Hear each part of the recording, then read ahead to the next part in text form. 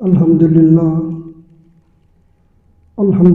نحمده ونستعینه ونستغفره ونؤمن به ونتوکل علیہ ونعوذ باللہ من شرور انفسنا ومن سیئات اعمالنا من یهده اللہ فلا مضل له ومن یضلل فلا هادی له نشهد ان لا الہ الا اللہ وحدہ لا شریک له نشهد ان سیدنا ومولانا محمد عبدہ ورسولہ اما بعد فاعوذ باللہ من الشیطان الرجیم بسم اللہ الرحمن الرحیم سبحان الذی اسری بعبدہ لیلا من المسجد الحرام الی المسجد الاقصی الذی بارکنا حولہ لنریہ من آیاتنا انہ السمیع البصیر صدق اللہ العلی العظیم وصدق رسول النبی الکریم ونحن علی ذلک من الشاہدین والشاکرین والحمد للہ رب العالمین۔ سب حضرات درود پاک پڑھیے۔ صلاۃ والسلام علیک یا رسول اللہ وسلم علیک یا حبیب اللہ۔ صلاۃ والسلام علیک یا رسول اللہ وسلم علیک یا حبیب اللہ۔ صلاۃ والسلام علیک یا رسول اللہ وسلم علیک یا حبیب اللہ۔ حضرات گرامی، قرآن حکیم کی یہ آیات تلاوت کرنے کا شرف حاصل کیا ہے، جس کا سحری ترجمہ تو یہ کہ اللہ تبارک تعالیٰ نے ارشاد فرمایا کہ سبحان الذی اسری بعبدہ، پاک ہے وہ ذات کہ جس نے اپنے بندے کو رات کے تھوڑے سے حصے میں مسجد حرام سے لے تو مسجد اقصیٰ تک سیر کرائی۔ وہ مسجد اقصیٰ کی جس کے گردا گرد ہم نے برکتیں رکھی ہیں، تاکہ اس لیے سیر کریں کہ تاکہ ہم اپنے محبوب علیہ الصلوۃ والسلام کو اپنی نشانیاں دکھا سکیں، قدرت کی نشانیاں کا وہ ملاحظہ کر سکیں، اور بے شک وہ اللہ تعالیٰ سننے والا اور دیکھنے والا ہے۔ یہ تو تھا ان آیات کا ظاہری ترجمہ۔ نبی علیہ الصلوۃ والسلام کا ان آیات کے اندر معراج کا ذکر کیا گیا ہے۔ معراج یہ نبی علیہ الصلوۃ والسلام کو ہجرت سے پہلے یعنی مکہ مکرمہ میں نبی علیہ الصلوۃ والسلام کو یہ سیر کرائی گئی، یہ معراج کا واقعہ ہوا۔ اس معراج کے 3 حصے، ایک حصہ تو ہے مسجد حرام سے لے کر تو مسجد اقصیٰ۔ مسجد حرام تو آپ جانتے ہیں کہ جو خانہ کعبہ کے گردا گرد مسجد ہے وہ مسجد حرام ہے۔ اس کو مسجد حرام اس لیے کہتے ہیں کہ اللہ تعالیٰ نے اس مسجد کو عزت دی کہ اس کے اندر جنگ کرنا، اس کے ارد گرد جو زمینی حرم ہے اس کے اندر شکار کرنا، گھاس کاٹا وغیرہ یہ حرام ہے۔ تو پہلا حصہ جو ہے وہ نبی علیہ الصلوۃ والسلام کے معراج کا وہ مسجد حرام سے لے کر تو بیت المقدس تک، مسجد اقصیٰ یعنی بیت المقدس جو آج کل فلسطین کے اندر موجود ہے۔ یہ جو معراج کا حصہ یہ تو قرآن پاک کے ساتھ ثابت ہے۔ اس کا اگر کوئی انکار کر دیتا تو وہ دائرہ اسلام سے خارج ہو جائے گا، وہ مسلمان نہیں رہے گا، اس لیے کہ قرآن پاک کی کسی آیت کا انکار کرنا یہ کفر ہے۔ نبی علیہ الصلوۃ والسلام کے معراج کا دوسرا جو حصہ ہے وہ یہ مسجد بیت المقدس یہ مسجد اقصیٰ سے لے کر تو سدرۃ المنتہا تک، یہ جو حصہ ہے یہ خبر مشہورہ کے ساتھ ثابت ہے۔ اور تیسرا جو حصہ ہے وہ سدرۃ المنتہا سے لے کر آگے لا مکان تک، یہ خبر وحی کے ساتھ ثابت ہے۔ لیکن میں تھوڑی سی یہ وضاحت کر دوں، خبر کہتے ہیں اس کو حدیث کو، خبر وحی خبر مشہور حدیث کو کہتے ہیں، لیکن حدیث کی تو بہت ساری قسمیں ہیں، لیکن اس کے اندر میں بحث میں نہیں جانا چاہتا۔ خبر مشہور اور خبر وحی میں بتا دیتا ہوں کہ خبر مشہور کسے کہتے ہیں۔ خبر مشہور وہ ہوتی ہے کہ نبی علیہ الصلوۃ والسلام سے جس نے مطلب کہ نقل کیا ہے، حدیث کو بیان کیا ہے، وہ ایک یا 2 آدمی ہوں، لیکن صحابہ کے بعد یعنی تابعین یا تبع تابعین کے زمانے میں وہ حدیث اتنی مشہور ہو جائے کہ مطلب سب لوگ اس کو محدثین بیان کریں، اس کو خبر مشہورہ کہتے ہیں۔ اور خبر وحی جسے کہتے ہیں کہ نبی علیہ الصلوۃ والسلام سے روایت کرنے والا ایک آدمی ہو راوی، لیکن نبی علیہ السلام سے لے کر تو دوسرے تیسرے زمانے کے جب وہ حدیث مشہور نہ ہو تو ایک یا دو آدمی روایت کرتے ہیں، وہ خبر روایت ہے۔ ایک ہوتی ہے خبر متواتر، یہ میں بتاتا ہوں۔ خبر متواتر وہ ہوتی ہے کہ جو نبی علیہ السلام سے جنہوں نے اس حدیث کو روایت کیا ہے وہ پوری جماعت نے روایت کیا ہو، یعنی ایک یا دو آدمی نے روایت نہیں کیا، پوری جماعت نے روایت کیا، اور نبی علیہ السلام سے لے کر تو ہمارے زمانے تک اس حدیث کو روایت کرنے والی پوری جماعت ہی۔ یہ جو خبر متواتر ہے اس کا حکم تو وہی ہے کہ جو قرآن پاک کی آیات کا ہے، کہ اگر کوئی آدمی خبر متواتر کا انکار کر دیتا ہے تو وہ بھی کافر ہو جائے گا، قرآن پاک کی آیت کا انکار کرتا ہے وہ بھی کافر ہو جائے گا۔ لہذا یہ بھی بتا دوں کہ جس طرح ایک آیت دوسری آیت کو منسوخ کر دیتی ہے، اس کا حکم ختم کر دیتی ہے، اسی طرح خبر متواتر سے بھی قرآن پاک کی جو کوئی آیات ہے وہ منسوخ ہو جاتی ہے۔ یعنی خبر متواتر کا وہی حکم ہے جو قرآن پاک کی آیات کا حکم ہے۔ اس کی میں مثال بھی دے دوں کہ جیسے کہ مطلب کہ جو نماز کی مقدار ہے، جیسے کہ صبح کے 2 فرض ہیں، یہ ظہر کے 4 فرض ہیں، عصر کے 4 فرض ہیں، مغرب کے 3 فرض ہیں، اور یہ عشاء کے 4 فرض ہیں۔ اس میں وہ کسی جماعت کا بھی مطلب وہ فرد ہو، یعنی کوئی بھی عقیدہ رکھنے والا ہو، وہ اس کے اندر کسی کا اختلاف نہیں، یعنی ان کے جو نماز کے اندر جو مقدار مقرر ہے وہ کسی کا اختلاف نہیں، لہذا یہ خبر متواتر ہے۔ یہ جو ان کی نماز کے جو مقدار معین کی گئی خبر متواتر کے ساتھ، حدیث متواتر کے ساتھ بیان کی گئی، لہذا اس کا بھی اگر کوئی انکار کرتا ہے تو وہ بھی دائرہ اسلام سے خارج ہو جائے گا۔ خبر مشہور میں چونکہ تھوڑا سا یہ نہیں کہ وہ حدیث ہی نہیں ہے، یعنی وہ حدیث کا انکار کر، ایسی بات نہیں ہے۔ خبر مشہور میں ہوتا ہے کہ اس میں ایک یا دو آدمی بعد میں مشہوری، اس میں غلطی کا امکان ہے۔ ہو سکتا ہے کہ درمیان میں کوئی ایسا راوی ہو جس کا حافظہ کمزور ہو، یا ایسا کوئی درمیان میں راوی آ گیا ہو کہ جو غلط جھوٹ بولتا ہو، اسی طرح خبر وید کرنا۔ اس لیے خبر وید اور خبر مشہور کا اگر کوئی انکار کرتا اس کو ہم فاسق کہیں گے، فاجر کہیں گے، گناہ گار کہیں گے، لیکن اس کو ہم کافر نہیں کہہ سکتے، اس پر کفر کا فتویٰ نہیں لا سکتے۔ تو لہذا یہ معراج کے جو 3 حصے تھے، پہلا جو حصہ وہ تو ہے مطلب کہ مسجد حرام سے لے کر تو مسجد اقصیٰ یعنی بیت المقدس تک، چونکہ یہ قرآن پاک سے ثابت ہے، اس کا کوئی انکار کرتا ہے تو وہ کافر ہو جائے گا۔ لیکن اگر وہ دوسرے حصے کا جو بیت المقدس سے لے کر تو مسجد اقصیٰ تک ہے، اس کا کوئی انکار کرتا ہے تو اس کو اوپر کفر کا فتویٰ تو نہیں لگے گا، وہ فاسق ہے، فاجر ہے، گناہ گار ہے، جو بھی کہیں۔ اسی طرح جو سدرۃ المنتہا سے لے کر تو آخر لا مکان تک جو نبی علیہ السلام کے معراج ثابت ہے، اس کے انکار کرنے والے کو ہم کافر نہیں کہیں گے۔ لیکن یہ جو واقعہ معراج کا، چونکہ یہ واقعہ بڑا عجیب و غریب تھا، ایک تو یہ کہ رات کے جس حصے میں نبی علیہ السلام یہ چلے مطلب کہ مکہ مکرمہ سے مسجد حرام سے چلے، مسجد اقصیٰ آئے، پھر مسجد اقصیٰ سے پھر پہلے آسمان پر گئے، پھر دوسرے آسمان پر گئے، تیسرے پر گئے، 7 آسمان تھے۔ یہ جو ہر زمین سے لے کر پہلا آسمان اور ہر 2 آسمانوں کے درمیان یہ 7 آسمان ہیں، ہر 2 آسمانوں کے درمیان کروڑوں میل کا فاصلہ ہے۔ پھر یہ سارا سفر کر کے سدرۃ المنتہا تک پہنچے جو حضرت جبریل علیہ السلام کا آخری مقام ہے۔ آگے پتنی پھر 70,000 پردوں کا عبور کیا، ایک پردہ تو یہ 500 سال کے سفر کے برابر تھا۔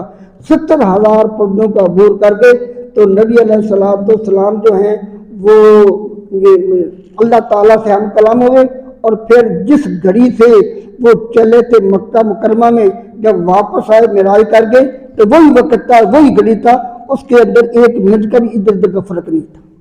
اب اس پر جو سائنسدان تھے کافر، جو انہوں نے اس معراج کے واقعے پر اعتراض کر دیا۔ پہلے میں واقعہ میں یہ معراج کا واقعہ میں بعد میں بیان کروں گا، پہلے وہ ان کے اعتراض سن لیں، ان کے جواب سن لیں۔ کئی سائنسدانوں نے اعتراض کیا کہ پہلا اعتراض تو یہ تھا کہ یہ جو پہلا جو سائنسدان تھا جو اس کا نام تھا فیثاغورس، ایک سائنسدان گزرا فیثاغورس۔ کسی سائنسدان کے اندر کسی سائنسدان نے یا فلسفی نے آسمان کا انکار نہیں کیا، یہ آسمان ہی موجود نہیں ہے، کسی نے انکار نہیں کیا۔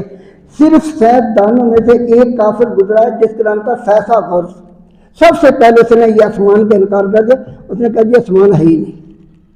دلیل کیا ہے جی؟ وہ کہتے ہیں جی یہ جو آپ کو نظر آ رہا نا نیلا سا، یہ آسمان نہیں ہے، یہ تو زمین سے دھواں اٹھتا ہے، لہٰذا اوپر جا کے یہ جمع ہو جاتا ہے، تو لہٰذا وہ دھواں ہمیں نظر آتا ہے.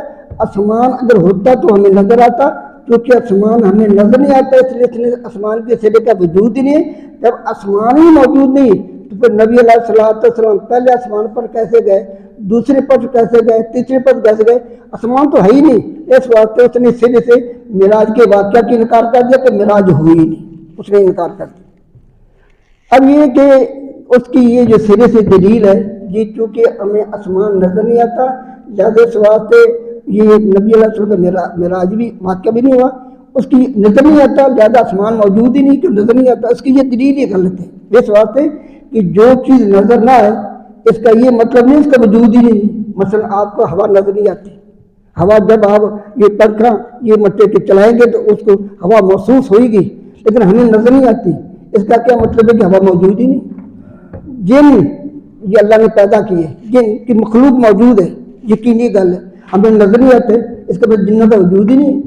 فرشتے موجود ہیں، نظر نہیں آتے، تو لہٰذا کہ اس کا وجود ہی نہیں. بلکہ آج کل جو سائنسدان ہے وہ تو 6ٹھی جماعت میں پڑھایا جاتا ہے کہ یہ جو ہوا ہمیں نظر نہیں آتی اس کا وجود بھی ہے. سائنسدانوں نے تجربہ کر کے ثابت کر دیا جی کہ اس کا وجود ہے، اس لیے کہ آپ ترازو کے اندر ایک جو غبارہ جو ہے جن کا دن کا برابر ہو، ایک میں ہوا بھر دیں دوسرا خالی رکھیں، جب ان کو تولیں گے تو جو جس کے اندر ہوا بھری اس کا وزن زیادہ ہو جائے گا. تو سائنسدانوں یہ جو ہمیں ہوا نظر نہیں آتی تو لہذا انہوں نے یہ جو کہا کہ ہوا تو موجود ہے بلکہ یہ وزن بھی رکھتی ہے، لہذا اس واسطے یہ دلیلی غلط ہے. ایک اور مثلا ایک آپ چراغ جلا لیں دیر رات میں، چراغ جلا کر اس پر یہ شیشے کا گلوب رکھ دیں، دور سے جب دیکھیں گے وہ چراغ کی روشنی تو نظر آئے گی لیکن اس کے وہ جو اوپر شیشے کا گلوب رکھا ہوا وہ نظر نہیں آئے گا. اس کا مطلب شیشے کا گلوب ہی نہیں ہے. لہٰذا اس لیے یہ تو ایسا روس کا جو اعتراض تھا وہ تو پہلے غلط ہے. دوسرا سائنسدانوں نے یہ اعتراض کیا جی کہتے جی کہ کرے ہیں جی کئی قسم کی. ایک تو زمین کا کرہ، وہ تو جانتے کہ زمین گول ہے، ایک کرہ ہے، اس کے اوپر یہ پانی کا کرہ ہے. یہ جو پانی ہے یہ میں بتا دوں کہ یہ زمین ایک حصہ ہے تو یہ جو پانی 3 حصے ہے، یعنی یہ پانی زمین سے 3 سے زیادہ، یہ سمندر دریا وغیرہ اس سارے ملائے تو یہ جو پانی ہے وہ زمین سے 3 سے زیادہ ہے. ایک حصہ زمین کا، 3 سے پانی. اس کے اوپر پھر جو ہے وہ ہوا کا کرہ، یہ جو مطلب کہ فلسفیوں نے اور یہ سائنسدانوں نے کہا یہ ہوا کا کرہ ہے.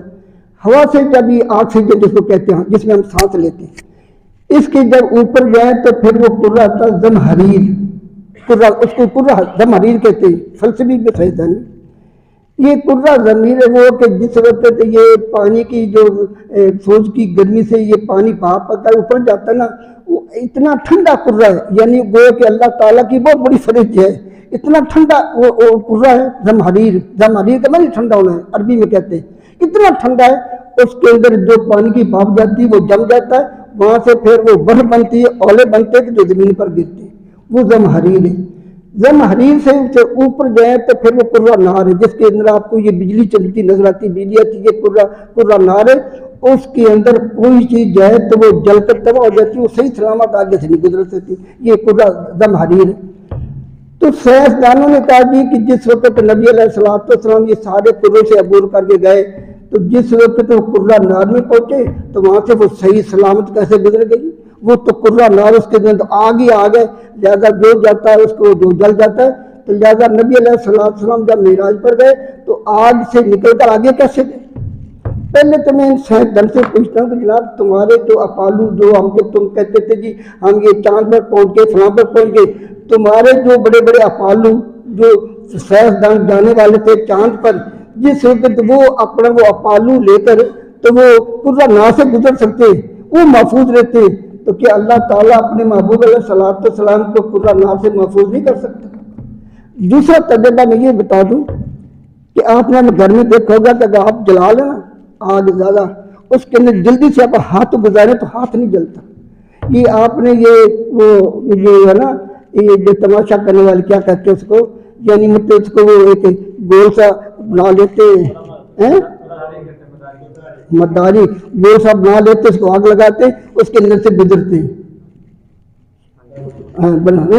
تو لہٰذا مطلب ہے کہ وہ جو گول سا بنا کر آگ لگا اس کے اندر سے جس تیزی سے گزرے تھے اس کو آگ نہیں جلاتی.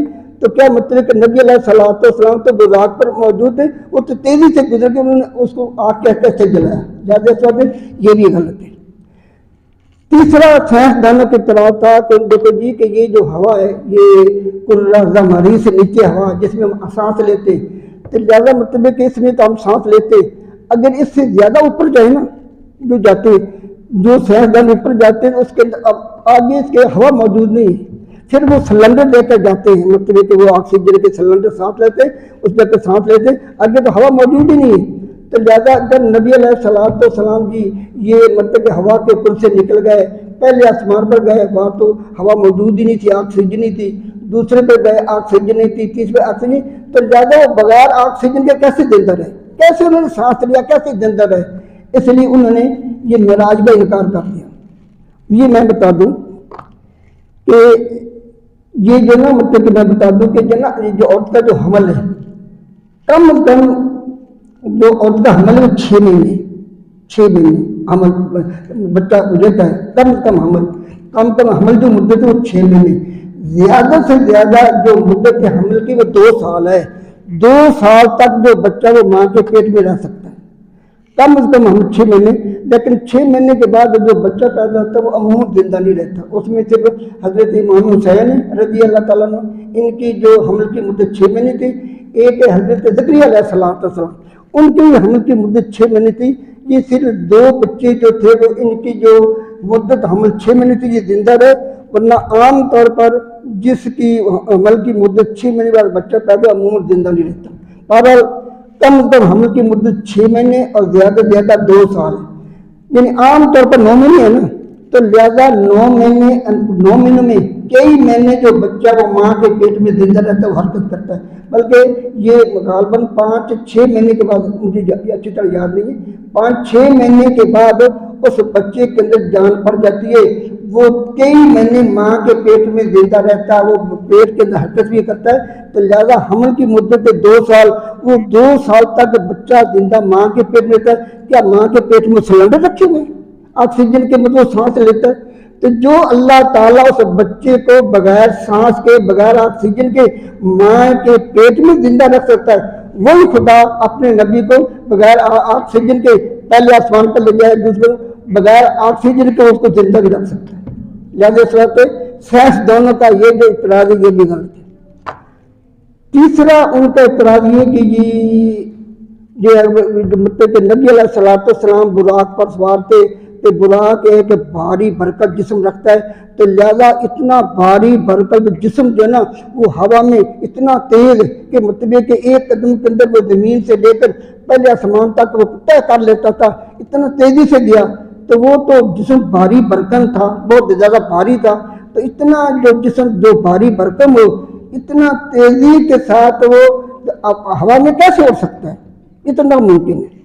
لیکن یہ پہلے سائنسدانوں نے اعتراض کیا تھا کہ اس وقت ناممکن تھا، آج کل تو سائنسدان اس کو بھی ممکن بنا دیا. اب دیکھیے کہ آج کل تو اتنے بڑے بڑے جو ہوائی جہاز ہیں تیار کر لیے. بلکہ میں جب یہ حج میں گیا تھا نا، کہ میں یہ سن 1904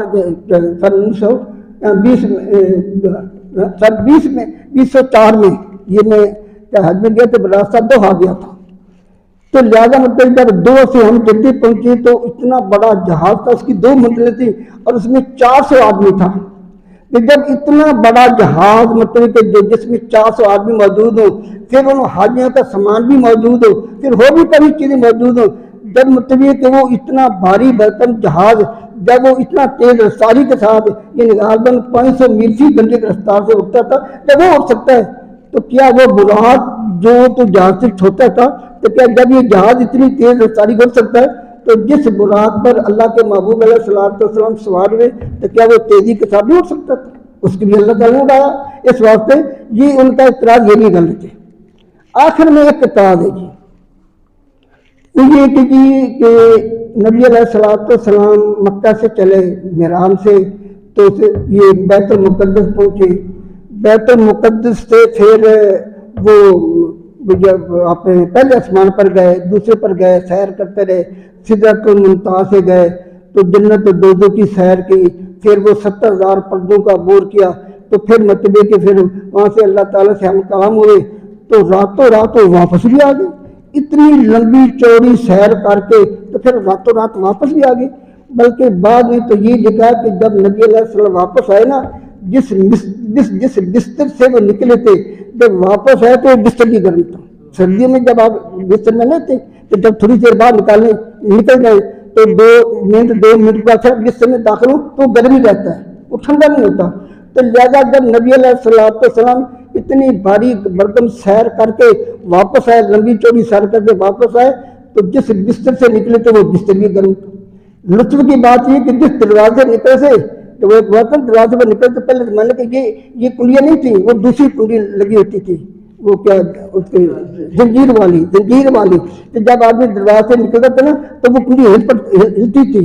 तो बाद में लिखा कि जब नबी अलैहिस्सलाम वापस आए तो वो कुंडी भी हिल रही थी अभी तक।